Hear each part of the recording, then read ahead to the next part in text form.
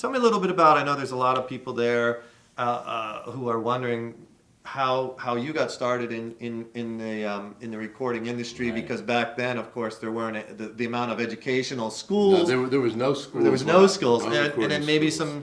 some suggestions on if someone wants to start today to learn more about recording or thinking about it for a career, what they would do. Yeah, I think the best thing is, well, it's good to get a background, and there's a lot of great recording schools out there where you can get a good knowledge, but there's no substitute for watching a real session, and hopefully this is what the show does. It gives you an inside view of what we do in the studio.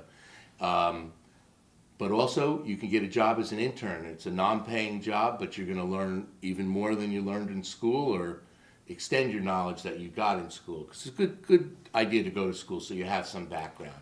But I learned from watching other engineers and asking a lot of questions. And Did you find, did you go to a studio when you were 17 and say, hey, yeah, I want to, that's or why did you know somebody? Or how did you? After high school, and 17 years old, I went to a studio after school. I would take the bus to the studio, and I would stay there till probably way too late, Right. and watch how the engineers did it.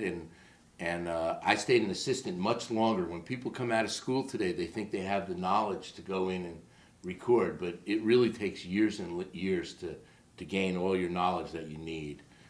So you were an assistant for many years. Many years, Yeah. and I worked with, and I had the opportunity to work with many famous producers and engineers, and I saw that each one had a different method. And I sort of took what I liked from what this guy was getting. I said, wow, this guy gets the best bass sound. So I went and I emulated what he did. I watched what Right. he did. Or this guy got the greatest bass drum sound. So I sort of watched where he placed the mics. Right. And a lot of times it really depends on the type of music you're recording too. And I get a wide variety of music that comes in here, all different genres. And I don't mic a bass drum for a rock band the same as I mic a bass drum for a jazz band. So there's so many things to learn. It's really never ending. Yeah. I still feel like I'm learning. Especially with all the new technology coming out. Always. You know, you hear a record. I used to hear records on the radio, and I could tell what effect that was or how they got that sound.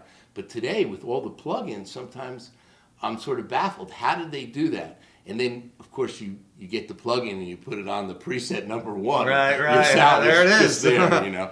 But when I was interesting. coming up, I really had to figure out how somebody got that big drum sound with Led Zeppelin and stuff. Right. So I did, and then I had opportunities to work with a lot of great people and watch them. And That's a great point that you worked with all these a wide array of people, and then you pulled all your influences from, this guy got a great drum sound, this guy got a good bass. Right. That's the same thing we do as guitar players. Like, Right, I'm a guitar player, exactly. so what do? I take my influence. I listen to this kind of music. I take a little bit from this guy, a little bit from this guy, a little Right. bit from her, I a did the little bit same from him, exact thing. and then a heavy dose of me. So it's like you're an amalgamate of all your And another thing that was influences. great help, and my assistants get that same knowledge here, is I had to document things because the consoles weren't automated at that time.